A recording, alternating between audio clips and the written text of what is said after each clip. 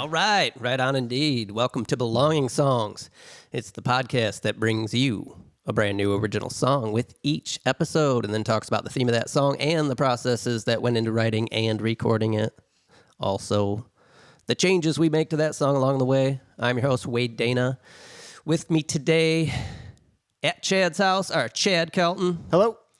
Bradley Maurer. Hey. And Bruce. Bruce is here. You'll find out about Bruce maybe next week. We'll just leave it at that. He's chill. He's here. And Don't bring me down. he's going to help us get through this episode. Bruce. All right. So this is one of our instrumental episodes. So we are re-recording an old song from the band that Chad and I were in way back in the day. So if you're a new listener, this isn't exactly typical of a Belonging Songs episode, though this is something we have done this season. So I guess it is half typical, right? Okay. Yeah, if they're accepted. Yeah. Typical for season 3. And honestly, it's going to take us years to get through all those songs. Yeah. So it's pretty typical, I guess. No, it's So, typical. Well, this is our fourth one that we're doing this year. We have one more coming at you this season, and it's something that I do plan on continuing, so we get these things documented. This song is called Midnight Horror Show. Cool title. Means nothing. Like the rest of them. Titles don't really mean anything. Though this song does have a very specific effect on it, which is a little scary, maybe. Matches the title. Yeah. And I think a couple of the riffs I kind of stole from, like, Fantasia, which is, scary if you're a little kid. You ever seen it? There's some scary shit in there. My grandma used to have, like, 3 videotapes. He didn't say if he'd seen it or not. No. Oh, you haven't? You talking to me? Yeah. I haven't seen Fantasia. You've never seen Fantasia? Oh, really? I don't think I've seen Fantasia. Grew up in a box? No cultural enrichment? Mickey Mouse? at all No, with we had 3 channels. Well, you would It's have a had Disney. It's a Disney movie. Yeah, you would have had the I big didn't have- plastic Disney bubble Open it up. case. Yeah. Just tiny. No, we have princess shit. The castle scene with all the brooms and the water and the Yeah, soap so I think is... there's a little riff that Yeah, I took from You that. should actually probably watch it at some point. Yeah, there's Okay. some scary stuff. We have Disney Plus. It's on there. It's not bad. It's on there. My grandma used to have like 3 videotapes. Fantasia, Home Alone, and G.I. Jane.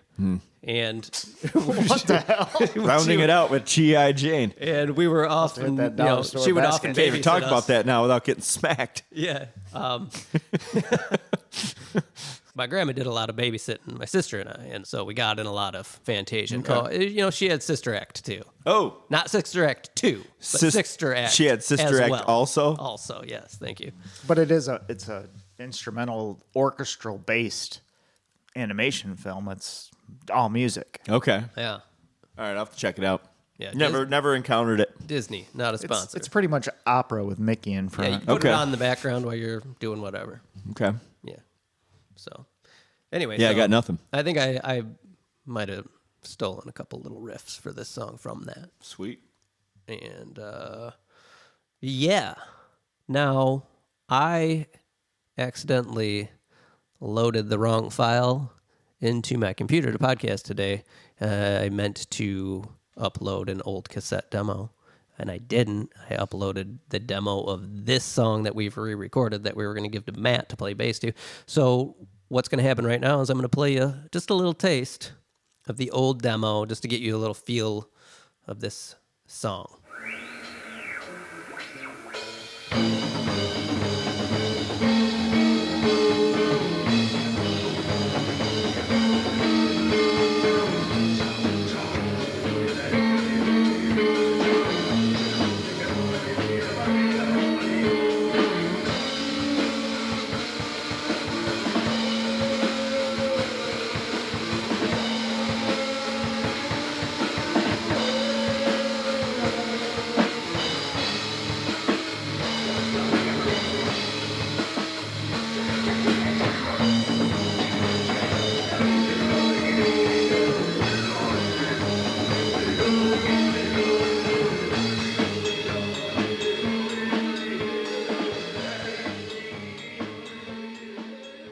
Okay.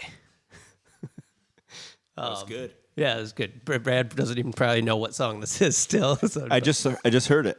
yeah. It was great. So we've re-recorded it. Do you want to go through the recording process now or listen to it and go through that after? Let's take a vote. I would prefer to listen to it first. Oh, okay. Of course you would. I was going to go the other way so that your notes can be carried when they do listen to it. Oh, man. You're going We to... have a debate here. Okay, well, we'll walk us up to the mixing. So Do all of it. I'll carry your No, notes. no, we want to listen to the song. Okay. So what happened was this got put on the board as one of the songs this season to re-record. And I had to dig out the old demo that we just heard a taste of. Brad totally listened to a little bit of. And I had to basically relearn the song. Now, it's not one that I'd necessarily forgotten. A lot of these songs, like, you're like, hey, what about that one song we used to have? I have no idea how to play anymore. Or you remember the hook, but everything Yeah. else is blank. Yeah, so I had played through it a little bit before digging out that demo and thought I had it, and then listened to it, and I was like, oh, there's a couple parts I had forgotten. So I relearned those, and then was like, man, this song is way too long. These parts just keep repeating themselves, and it's like dragged out. It's like, did we really do this? Yeah, we did that. And we did. The song was way too long. It's 4 minutes as is. So I arranged it a little better, like cut some things out. Like this part doesn't need to repeat 4 times. We could do it twice. Things like that, just to get it into a more listenable like, length. interesting as the song goes around. And then brought that to Chad. So Chad and I sat down when he came over to record it, basically, and we just ran through it a few times. Because we haven't played these in years, but they're like muscle memory. We played them ingrained. so often that they came back really quick. So we sat down, we played through it a couple times, and showed Chad my arrangement, and he had some tweaks to that. So we ended up arranging it just a little more. So we were both happy with it. And then we started laying down his drums. And to do that, like I was going into direct pedal, so you couldn't hear the guitar in the room. We were just recording Chad's drums. We did a few takes until he was like, that's the one, I'm happy. Because on these, we're not recording to a click track, so it's not like our other songs where I can have like 5 takes of Chad's drums and pick and choose what parts I want. They basically has to be a whole take. Correct. Like I could do first half, second half type of thing, but they're fluctuating as we play them each time. There's way too much tempo variation in these songs to try to stick them to a click track. We've tried a couple times on some of them. Yeah. So we get the take that Chad's happy with, listen back, make sure it's good. And one thing that I did on this song, or we did after we recorded your take, I had him play each drum a few times, like hit the kick a few times, hit the snare a few times, and recorded that all separately. There was like a missed hit or something, I could take a nice clean sample that we recorded right there in the room and replace a drum hit or something. And I did end up doing that once. There was one kick Did they hit match that pretty well? hit, yeah. And I could take it from somewhere else in the song, but the microphones are bleeding, They're picking up Cymbal ring. cymbal rings, the other drums. So this was a nice clean hit that I could drag over and replace that one with, and everything was good there. Next thing that happened is our friend Matt comes over, puts down his bass. We spend a night doing that. And once I had you and Matt recorded, the next thing I do is edit the drum and bass to tighten them up together. And on this song, I think I did like one minor tempo edit to where I listen through to just the drums, like, maybe we're speeding up or slowing down in this one. I think I just did one edit and then that one drum replace, and then that was it. And then we're building off of Chad's performance. So it's not like the click track. Everything is now based off of what Chad has done. So then I edit Matt's bass performance to really be tight with your kick and snare especially. And you'll hear there's parts in the song where there's very specific spots where you want those things to hit exactly the same time. And Matt's close on a lot of it, but if he was playing a little fast or a little dragging behind, I would just tighten that up a little bit. Again, not a lot of editing, but just enough to get that nice and tight. And once I have the rhythm section edited down like I like it, then I recorded my guitars to it. Did like the main part like we had always played it, and then I added a couple extra parts just to fill it out, make it more interesting. And once I get my parts, it took only about 2 hours really to record my parts. I mean, these go really fast once we get them down. Like Chad, we probably spent a couple hours together in the room. Probably. And then same with Matt and same with me. And once I get my parts done, I do the same thing, edit anything that might be a little off just to be nice and tight. And then the song is ready for mix prep. But I think we'll listen to the song now, and then we'll talk about mix prep and stuff when we come back. Boom. All right. So here it is, Midnight Horror Show.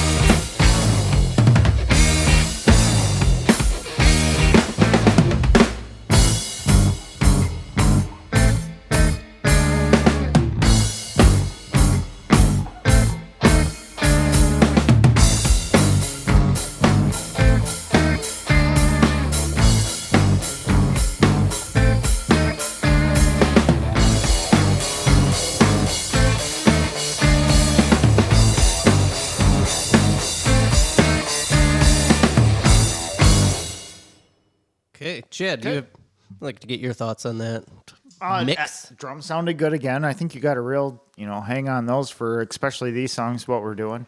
That's a good thick sound out of them. Tempo-wise, when we first listened to it, it felt real slow to me, actually, but it's a little more controlled. Yeah, when we used to play these, we used to play them so fast. So fast, and we did everything too fast. I like that word, controlled. This is probably how it should be. You know, it is, and it kind of follows the groove and the nature of the song that way too. The bridges I thought sounded real good, you know, with a dirty guitar on them. I thought those sounded crisp and dirty and so good. this song we had mentioned, or I had mentioned before, the very specific chorused and pitched effect that we used to use for that, and that's a setting on my Digitech RP5 pedal. It's the F12, the factory 12 setting, and it's just a modulated chorus and pitch shift. And when we played it before, I would be like, that was the sound, and it was like full on. But for this re-record, I was like, that's just too much. So what I did was record the guitar just like normal through my amp, and then sent the signal out into that Digitech and recorded that main guitar with that effect. Just back through it. But the Digitech one, I was able to bring back in stereo.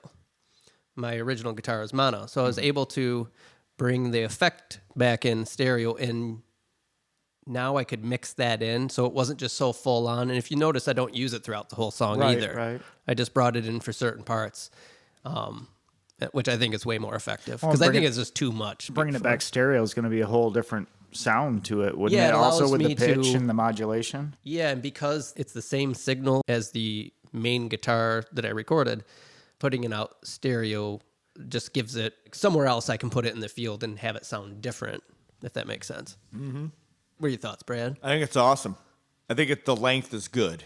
Yeah. Yeah, okay. like the length is good. I could see it getting long. That It was, at least but another it's- minute or two. Yeah. It probably was a minute longer. Like, Really? Yeah. I would have probably not had that comment had you not said something about it. So I think that was a good decision. That's something we're going to do with at least some of these early ones. I think some of the later songs, well, I don't know. It's Cleaned been up so a long. little bit. Yeah, just clean them up like Or arrangement at least wise. we filled them out enough so that they weren't repetitive. Yeah. Yeah. On the mixing side, I agree with Chad. Like the drums sound amazing, and the bass actually sounds really Yeah, good. bass sounded real good. Like I was like pretty impressed with That's the way hot bass for sound. Matt. Cool. Yeah.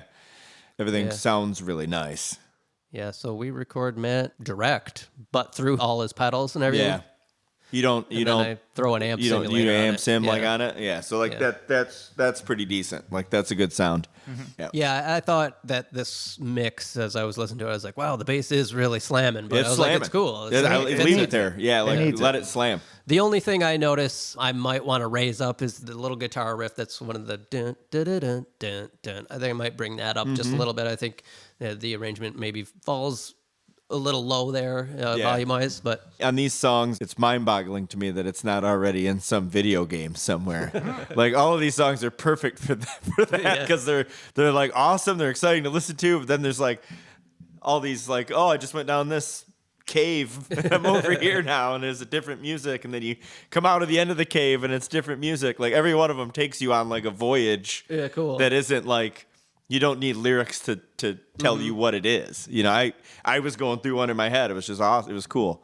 And That's what I've always liked about these songs. that's the main video challenge game? with Huh? A video game? No, and you're- just like a voyage. Oh, I thought you like, were playing. No, I was just like going through stuff in my head, and it just puts you like in that kind of mindset to where you're like on a mission and you go through something, and then you're like, oh yeah, and That's good to hear. Colors And that's always change. the challenge with instrumentals is like, how do you keep the interest? yeah, like, and I think you have to understand that when you're listening to it, that it's there for you to do that with, to soundtrack something in your mind too. Yeah. You know. So once this was all recorded, we can go into the mix prep stage. So once this is all recorded, I've recorded my parts, and now they're all edited. Everything's edited how I want it. The tops and tails of the waveforms are all edited, so you don't have like the amp hiss or like us talking before a take, all that stuff. Like the fade at the end, everything's good. I'll typically consolidate all the clips because I've made edits in between all of them, and there's crossfades, just so everything's on its own one big file. Like the kick drum is one audio file throughout the whole song, as opposed to like all the edits I've done. Same with the guitar. And this is just easier to control that way if I want to go in and highlight a part and use clip gain on like I want to make this part of the song a little louder. I can go in now and edit just that part and bring it up. It just makes it cleaner. And also you no longer run the risk of accidentally moving something out of place and not being screwing able to things find up. it, or- yeah. So you consolidate everything down to the beginning of the session. So it's all fixed now in the edit window in Pro Tools.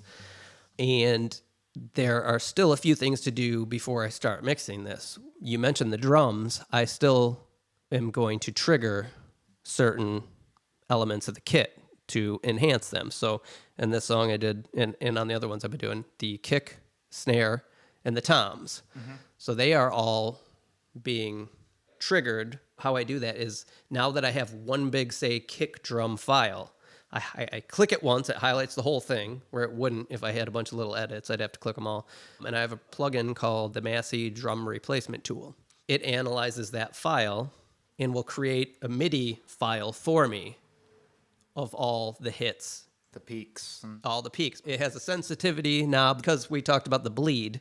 Like the kick drum mic is also picking up some of the snare drum and some of the cymbals.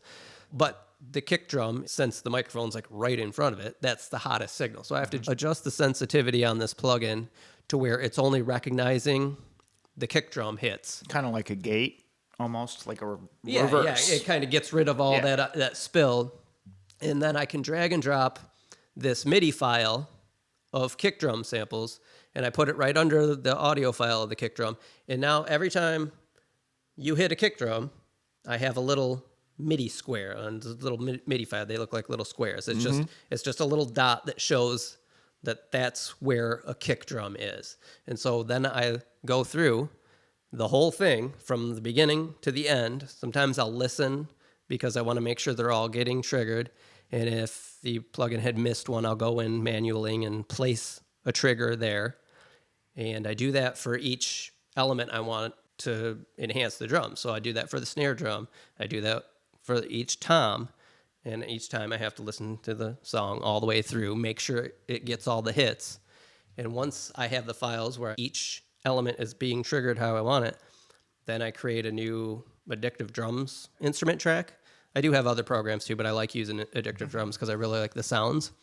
And I'll drag that MIDI file up into the Addictive Drums instrument track onto where the kick drum is in Addictive Drums. So now every time that MIDI little note comes across as the song's playing, it triggers a kick drum right where you're playing the kick drum. So now I've enhanced the kick drum.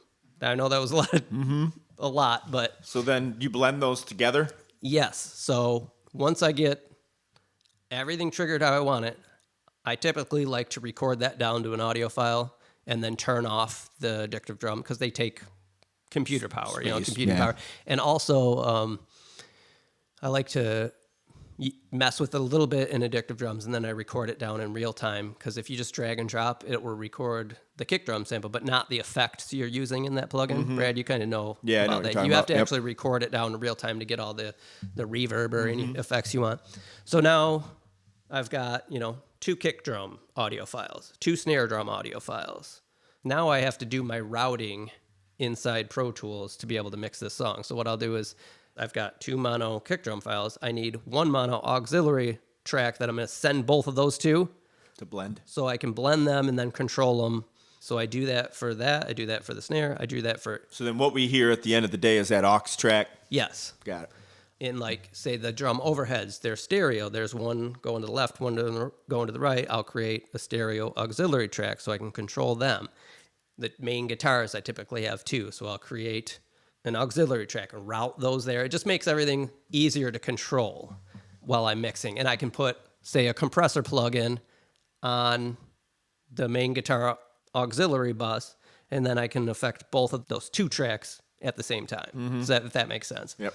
So it's just a way of cleaning the routing up to be able to control this session that I'm going to mix. And then the first real mixing thing I do is pans. And we've talked about this. This, especially for these instrumental tracks, is key to making these hold interest.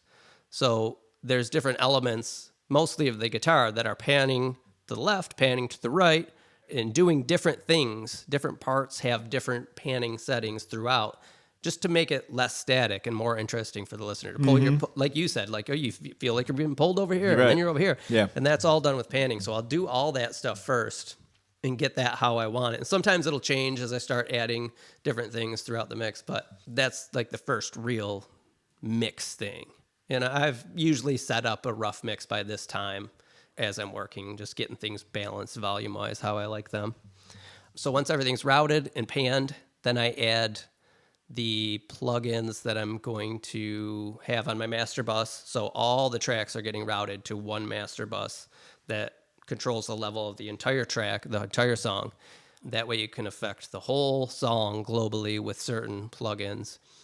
And so I'll add my master bus chain, which is typically like a compressor, an EQ, tape machine emulation, and those really start to glue the song together. Like you're getting these harmonic build-ups through these plugins because I'll have an instance of that tape emulator on each individual track, and it just starts to really add this harmonic compression that starts to tie this song and make it sound like it was all going through like a vintage, mixing board or tape machines. And then it starts to really come to life. And then I start the mix where I'm going through each element, like the kick drum and the kit, and like adding different effects and the guitars and like doing exactly what I want to those frequency wise, EQing them to get them to sit right. Is that process easier with instrumentals or harder? With these songs, this one probably took me like 2 hours to mix just because I know the song so well and how I want them to sound. I do a lot of work as I'm recording, like panning and certain things. Like, I know I'm going to cut this frequency out of this thing, so I'll do it ahead of time. Now, with our other songs, mixes take quite a while longer. They could take days. They could take. I've pretty much got it down to where I can get one done in a day now, no matter what. But in the past, I think we've mentioned this before. I mean, months I would spend taking notes, taking it out to my truck, listening in the living room, tweaking things, and I don't know, just this whole project has made the whole process so much better. I just I've wasn't gotten so sure much better at it. if lyrics made it easier or harder to, like, it's a whole nother thing you have to mix, but what is out? Yeah, vocals do you get are away the with toughest. something? Yeah. Vocals are definitely the toughest. Yeah. This song sounded pretty good right out the gate with the rough mix that I didn't have to do a lot. I barely added any effects or anything. It was just a matter of balancing things out and getting rid on the guitars of like a little bit of the muddy sounding stuff just to let the bass and drums kind of shine through a little more. It was very minimal stuff. A lot of the work was done by panning, and I think it turned out good. I think it's one of the better sounding ones we've done instrumentally. I think so. I think they'll get better too. Yeah. So hopefully that wasn't too boring for everyone. So I'm happy with this. I am too. Like I said, we've got one more of these instrumentals that Chad and Matt have already done their parts. I just have to get on it for this season. We really got to dig deep though too and make sure we're not missing or leaving any of the real good ones behind. Because there's some in there that I could see us blasting past and not redoing too, because some of them didn't end up. Well, you're going by tapes, correct? Yeah, I think there was only like one or two. I think just one song out of all those years that I don't have a recording of. So one got lost, but I think all the rest of them I should have documented in like a crappy form that we can work off of. I'm looking forward almost to the next stage, which would kind of be more of your mother's basement stage. Well, that's this stuff. That's where this was starting, but there's a lot more getting into it, like Blind Bike Rider. Yeah. And that kind of whole genre. That's where Running from Ninjas came in. Yes. I'm looking forward to getting those ones back in there and getting those done too. Like I've said, these are all very early. Some of the first songs we ever wrote, and these start to get a little more wild as we progress throughout the years as we go through this timeline. I think they get more controlled and more melodic. Yeah, I think, complex, I guess. Yeah. This would be a word. Technical. Involved. Yeah. And I'm looking forward to it. Hopefully, BSers, you are enjoying these. Nobody said they haven't been, so. No. But nobody sends us messages. And you can do that. Speaking of. At bs@belongingsongs.com. Our website is belongingsongs.com. You know what's on there, Brad? All the episodes. All the episodes. All the songs independently. Separately. Yep. Our merch Swag. page. Yep. Which has stickers and T-shirts and our shish art prints. Our prints, yeah. Yeah. Oh man, I almost had 100%. Yep. So please check that out. I prefer the Spotify. I use the Spotify, and the playlists are all on there too. Yeah. Yes, the Spotify playlist is, I think, awesome. We are getting close to 100 songs that we've done on this show, which I think is super cool. I was looking through, so I have to, every song that comes out, I have to like assign what's called an ISRC code to, and that's just technical stuff, whatever. But I keep a log of it on my computer in a spreadsheet. And that's getting pretty long. I was looking at all the songs from the show, and yeah, we're getting up there. It's all copyrighted, bitches. Yep. And I'm proud of them. And the playlist really does highlight that stuff. It's, I think, really cool to put on. I mean, it's like hours and hours long of just our music, which I think is awesome. So please check that out. There's a link in the episode description. Share it with your friends. Rate it. Yeah. Yep. Give it a high five. Give it a low 5. Let's give it a 5. Give it of some anything. kind. Just anybody do anything. Tell us That'd what be you cool. think. For real. Can't get better if you don't get negative reviews. Right. So, I think we've said all the things we say. And now we're going to get out of here. Boom. Done. Next. We leave it at that. Boom.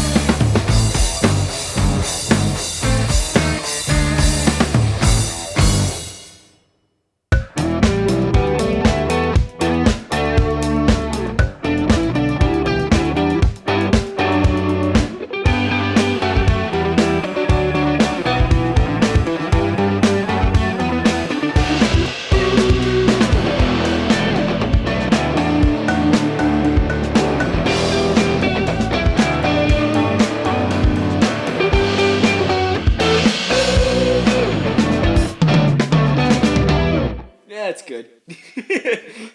Boom, done. Next.